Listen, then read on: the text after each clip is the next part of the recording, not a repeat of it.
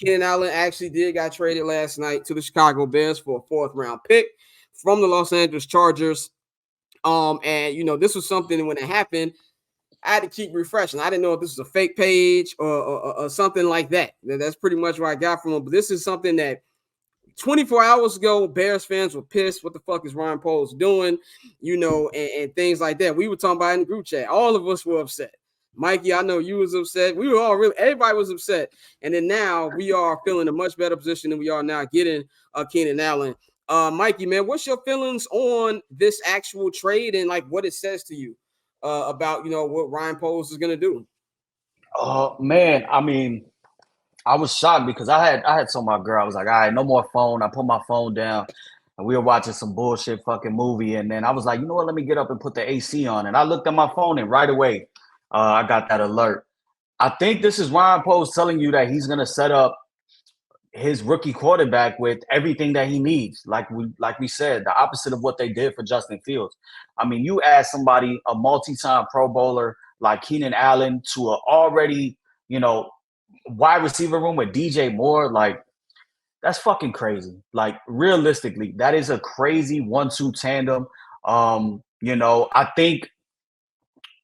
think this signals that there might be a trade back, with the number 9 pick, or that they think maybe the top 3 wide receivers won't be there, at pick 9, and they had to go get somebody.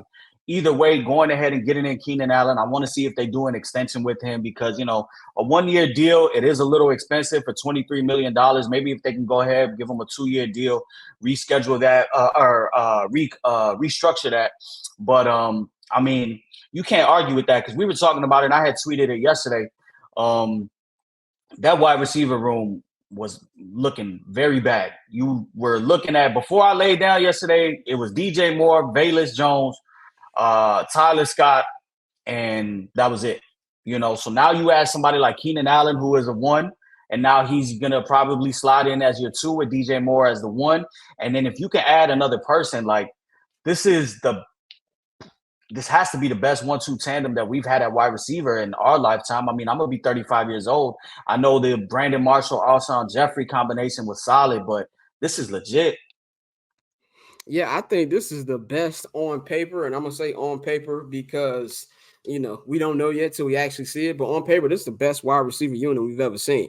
And I think, the people who are, who are worried about, Keenan Allen's age, his injury history. I always thought his injury history was a little overrated. And I say that because it's not like he'd be missing big chunks of seasons like Mike Williams.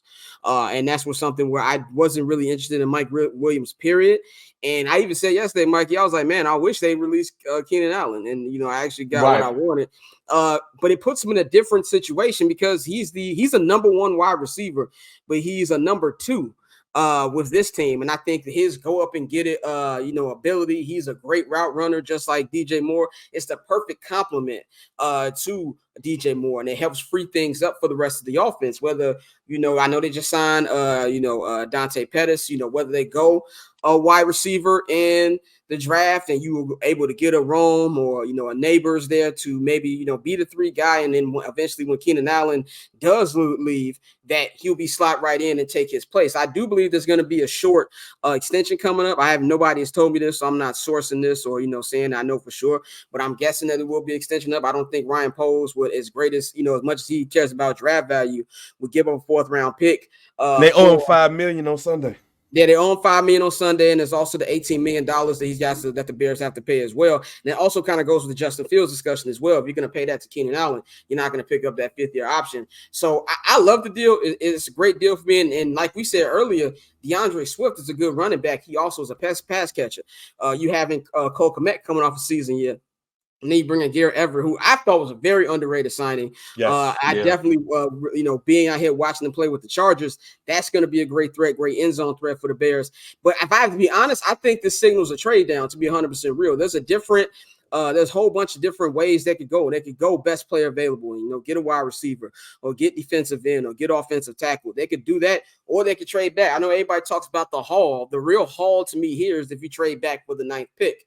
That to me is, I believe, something that's very much on the table, and I wouldn't be opposed to that, man. But there's just so many different ways you can go for this. But I also think that if you look at everything Ryan Poles has done this offseason, this signals that we're trying to win now. This is like the third 30-year-old they didn't sign so far. So I honestly think it's a great deal. Bang, what do you think about this move? We know you got on it late, but what's your opinion on it? First of all, Dante kind of shaded me in the text group. Dante shading everybody right now. He upset. When I asked, is this the best wide receiver combo? He said, "Let some old niggas you know." That's just some old niggas I know. I was talking about Bernard Bain. That's why I put that. That's why Marty Booker. That's why I put that shit. So the best Bears wide receiver combination. Shouts out to Leon Rogers. He'll know. Willie Go and Dennis McKinnon. That's the number one group. Nah, let me stop bullshitting. Even though they was good, and Willie Go was fast in the motherfucker. Hey, look. As far as this is a move that you make if you all in. Simple as that. The Bears lacking draft capital, and they gonna pick that QB at number 1. Now they already used the 5th rounder for Bates for some reason, I don't know. But Allen gonna be better than any 4th round pick you gonna draft. Now the last 3 was Roshan Johnson, Tyler Scott, and Calvin Ridley, brother. I think he was a 4th round pick too. So if you can extend him and make that contract work better for the team, that's great. When he's healthy, he's a number 1 receiver, and he's one of the best route runners in the league. You pair him with Moore, Komet, Everett, Swift, who's a good receiving back, as we talked about. Whether it is Fields or Williams, he gonna have targets all over the field. They just need one more slot. They need a slot because I don't know if Tyler Scott is ready for that. But man, I like this, and it just proves to me that they all in.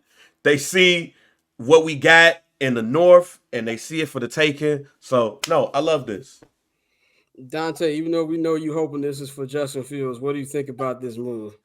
I mean, y'all ain't got to keep throwing it out there, bro. Like, I mean, is it not true? yeah. But no, I say this: like, no matter what, just focusing on the offense as a whole, it was a great move. I think you added another trusted target, somebody that your quarterback could be able to rely on. It opens the field up. One thing about DJ Moore, he's never really had a number 2 that draws attention away from him, and now you have one of the best wide receivers in the league on his squad. So I know a lot of people talked about Keenan's age, but I mean, when you still producing like that, I'm not worried about that. And I was looking because you keep talking about the haul, like, possibly trading back with number 9, and like the teams that are behind us that looking for quarterbacks is really Denver at 12. Obviously, the Vikings, the Raiders. The Vikings gonna use those 2 picks to try to move up and leapfrog somebody. So I'm not worried about Minnesota. So I mean, you could move back to 12 with Denver. But other than that, I think go best player available. When you have an opportunity in the top 10 to add a blue chip talent to your team, just do it.